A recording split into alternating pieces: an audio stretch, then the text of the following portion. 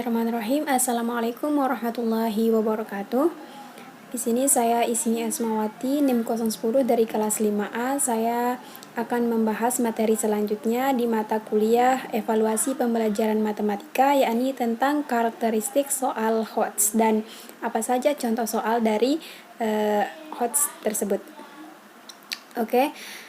Karakteristik soal HOTS, yang pertama itu pengertian HOTS tentunya, yang kedua mengukur kemampuan tingkat tinggi, yang ketiga berbasis konstekstual, yang keempat meningkatkan kualitas pembelajaran, yang kelima ongoing, dan yang keenam menggunakan bentuk soal yang beragam. Jadi sekarang kita akan bahas satu-satu. Baik, yang pertama pengertian HOTS.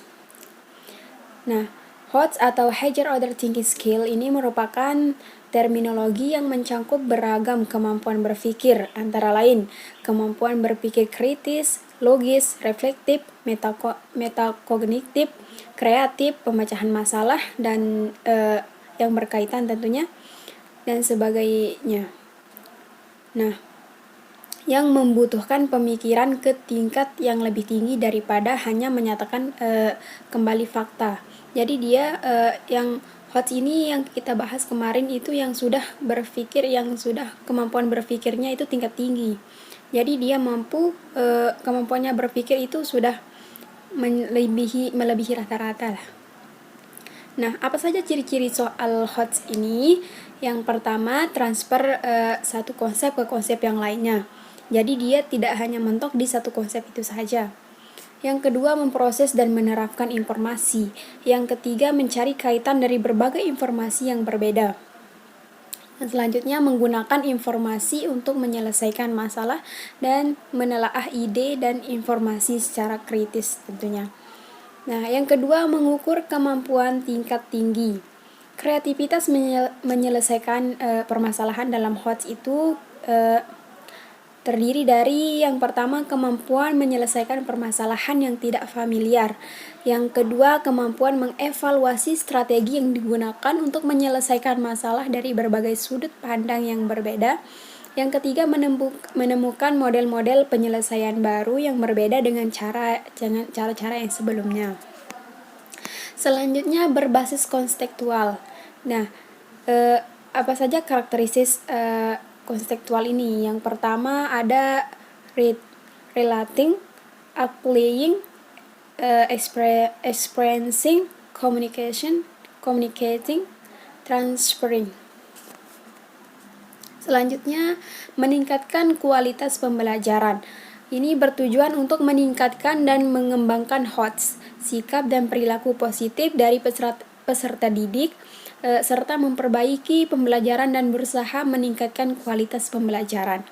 Yang kelima ada ongoing, ini proses penilaiannya dapat pula terintegrasi dengan proses pembelajaran dan bersifat ongoing. Nah, yang keenam yaitu menggunakan bentuk soal yang beragam. Nah, soal beragam yang dimaksud agar dapat memberikan informasi yang lebih rinci dan menyeluruh tentang kemampuan peserta.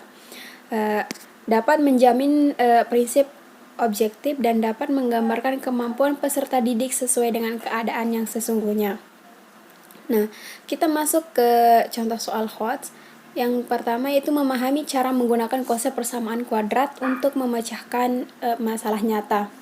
Ini soal pertama, soalnya berbunyi, selembar karton berbentuk persegi panjang akan dibuat kotak tanpa tutup dengan cara membuang persegi seluas 3 x 3 cm kuadrat.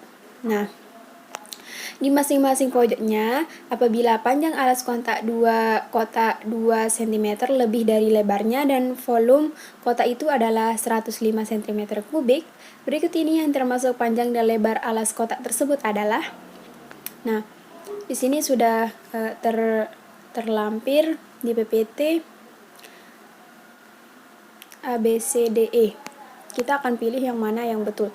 Yang di A panjangnya 15, lebarnya 7. Yang di B panjangnya 13, lebarnya 11, panjang. Yang di C panjangnya -7 dan lebarnya -5. Yang di D panjang 7, lebar 5, dan di E panjang 3, lebarnya juga 3. Mari kita ke pembahasan soalnya. Nah, Langkah yang pertama, kita buat sketsa dari kertas karton tersebut seperti yang dapat kita lihat di bawah ini ya, seperti gambar ini. Nah, sudah lihat? Selanjutnya, kumpulkan soal cerita berbentuk persamaan kuadrat dan pembahasannya. Kita misalkan panjang kotak adalah X dan lebarnya adalah Y. Dengan memperhatikan gambar di atas, maka kita dapatkan tinggi kotak adalah 3 cm. Oleh karenanya panjang kotak 2 cm lebih dari lebarnya. Maka X sama dengan Y tambah 2 atau Y sama dengan X min 2. Nah, karena volume kotak diketahui 105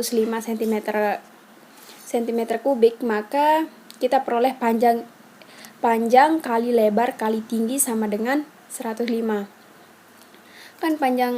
Kan rumus keliling itu panjang kali lebar kali tinggi. Nah, kita masukkan ke rumus X kali Y kali 3 sama dengan 105. Nah, 3X kali Y sama dengan 105.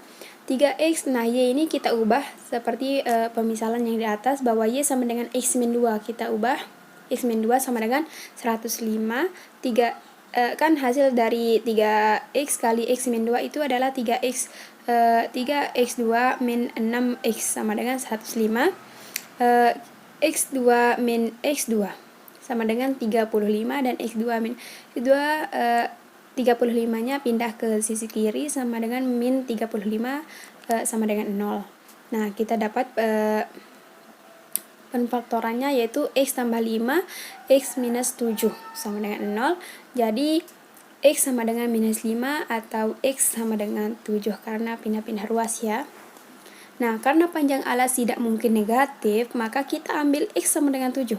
Kemudian kita substitusikan X sama dengan 7 ke Y sama dengan X min 2. Sehingga diperoleh Y sama dengan 7 dikurangi 2 sama dengan 5. Dengan demikian, panjang alas kotak adalah 7 cm dan lebarnya adalah 5 cm. Yang kedua, soal yang kedua mendefinisikan cara penyelesaian masalah nyata yang berkaitan dengan persamaan kuadrat. Nah, soal keduanya berbunyi, selisih 3 kali kuadrat suatu bilangan dengan 13 kali bilangan itu sama dengan negatif 4. Berikut ini yang merupakan bilangan tersebut ialah di poin A ada sepertiga atau 1, yang di B ada 4 atau 3, yang di C ada sepertiga atau 4, D sepertiga atau 12, E 1 atau 3. Nah, mana yang betul? Kita lihat ke pembahasannya. Langkah pertama yang diperlukan adalah kita harus mampu menjelaskan bahwa karakteristik masalah dalam soal mempunyai model matematika yang berbentuk persamaan kuadrat. Nah, setelah kita mampu menjelaskan bahwa karakteristik permasalahannya berkaitan dengan model matematika yang berbentuk persamaan kuadrat, maka gunakan 3 langkah di atas. Misalkan, bilangan itu adalah X. Nah, berdasarkan ketentuan pada soal, kita peroleh hubungan sebagai berikut. Berarti 3X 2 dikurangi 13X sama dengan minus 4. Nah, kemudian kita tentukan akar-akar persamaan kuadrat tersebut dengan menggunakan metode pemfaktoran.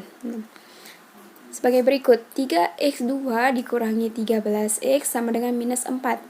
Nah, 3X2 minus 13X minus 4-nya kita pindah ke ruas kiri, jadi plus 4 sama dengan 0. Nah, kita faktorkan ya, sama dengan 3X min 1 dan X min 4 sama dengan 0. Nah, hasil dari pemfaktoran tersebut kita dapatkan nilai X sama dengan 1/3 dan X min 4 itu sama dengan X sama dengan 4. Nah, demikian